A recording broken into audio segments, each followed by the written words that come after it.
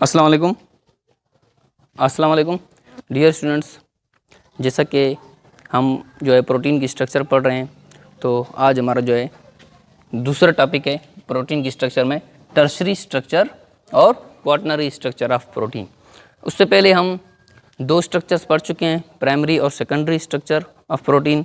आज हम जो है टर्शरी और क्वाटरनरी स्ट्रक्चर ऑफ प्रोटीन पढ़ेंगे। तो आइए देखते हैं कि इसकी क्या डेफिनेशन है। Bending and folding of polypeptide chain upon itself to form globular structure. अच्छा, आपको मैं थोड़ा सा रिवाइज कराता चलूँ। जब हमने सेकेंडरी स्ट्रक्चर ऑफ प्रोटीन पढ़ी थी तो मैंने आपको क्या कहा था कि हेलिकल स्ट्रक्चर ऑफ प्रोटीन, इस तरह से हेलिकल स्ट्रक्चर बना रहा था सेकेंडरी स्ट्रक्चर ऑफ प्रोटीन। जबकि यहाँ पर जो है टर्शरी स्ट्रक्चर क्या करेगा, ये फोल्ड करेगा अपॉन इटसेल्फ।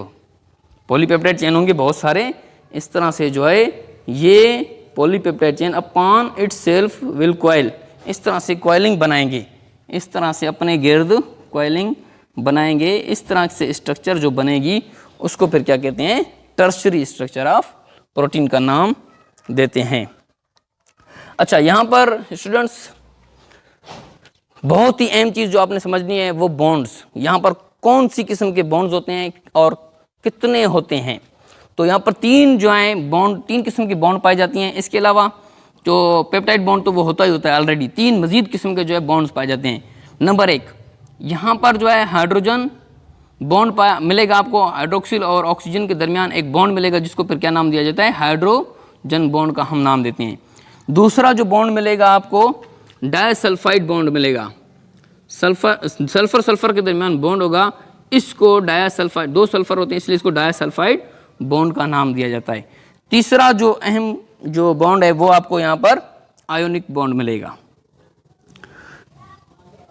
आयंस, क्योंकि इसको क्यों कहते हैं आयंस, क्योंकि यहाँ पर आयंस होंगे, प्लस और नेगेटिव चार्जेस यहाँ पर आपको मिलेंगे, जिसकी बुनियाद पर हम इसको आयोनिक बॉन्ड का नाम देते हैं। तो ये तो हो गया तीन किस्म के तीन किस्म के bonds, hydrogen bond, disulphide bond और आयोनिक बॉन्ड। और पॉलीपेप्टाइड चेन यहाँ पर मौजूद है, इसका मतलब है कि पेप्टाइड बॉन्ड इस कर्व में मौजूद मिलेगा आपको, वो तो है ही है।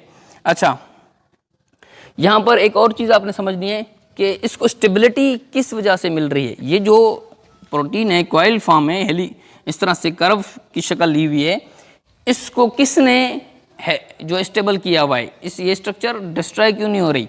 तो tertiary structure will stable if hydrophobic amino acids are buried in structure.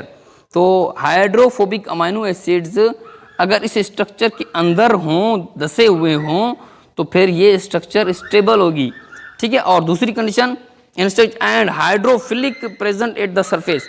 और आपको सरफेस पर कौन से मिलेंगे अमाइनो एसिड्स, सरफेस पर हाइड्रोफिलिक मिलेंगे, और हाइड्रोफोबिक जो है इनसाइड द स्ट्रक्चर होंगे। ये दो चीज़ें कि हाइड्रोफोबिक इनसाइड द स्ट्रक्चर आ जाएं अमाइनो एसिड्स, और इसके अलावा जो है हाइड्रोफिलिक जो है वो सरफेस पर अमाइनो एसिड्स आ जाएं, तो फिर ये इसको स्टेबल करेगा। इस तरह से जो है अमाइनो एसिड्स, ये जो आपका जो है टर्शरी स्ट्रक्चर ऑफ प्रोटीन है ये स्टेबल रहेगा, अपनी इस स्ट्रक्चर को कायम रख सकेगा। तो इसके बाद हमारा जो है क्वाटरनरी स्ट्रक्चर है। क्वाटरनरी स्ट्रक्चर की अगर हम डेफिनेशन देखें तो बहुत सिंपल है, aggregation of tertiary structure. Aggregate कहते हैं जमा होने को, कलेक्शन को कहते हैं।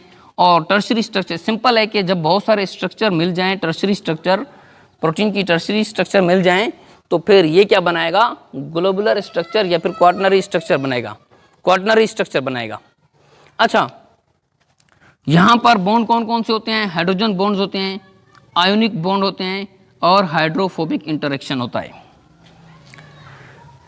अच्छा, हम एग्जांपल लेते हैं कि कैसे हीमोग्लोबिन अगर हम ले लें तो हीमोग्लोबिन की जो बेसिक स्ट्रक्चर होती है एक्चुअली वो जो होता है वो टर्शरी स्ट्रक्चर होता है। जैसे मैंने आपको यहाँ पर बताया ये टर्शरी स्ट्रक्चर होता है। बहुत सारे टर्शरी स्ट्रक्चर मिलते हैं तो फिर हीमोग्लोबिन बनता है, और जब हीमोग्लोबिन बन जाता है ग्लोब लाइक स्ट्रक्चर बन जाती है, जिसको फिर हम क्या नाम देते हैं, क्वाटरनरी स्ट्रक्चर का नाम देते हैं, टर्शरी। अच्छा, तो बेसिक स्ट्रक्चर ये टर्शरी स्ट्रक्चर होते हैं, हर चेन पे टर्शरी स्ट्रक्चर हैं ये अलग अलग से, लेकिन जब ये कंबाइन होंगे तो फिर ये ओवरऑल क्या बनाएंगे, quaternary structure, globe like structure बन जाएगी। ये आपने यहाँ पर याद रखना है। इसके मुतालिक अगर कोई क्वेश्चन करना हो तो आप दिखा सकते हैं कमेंट सेक्शन में। Thank you.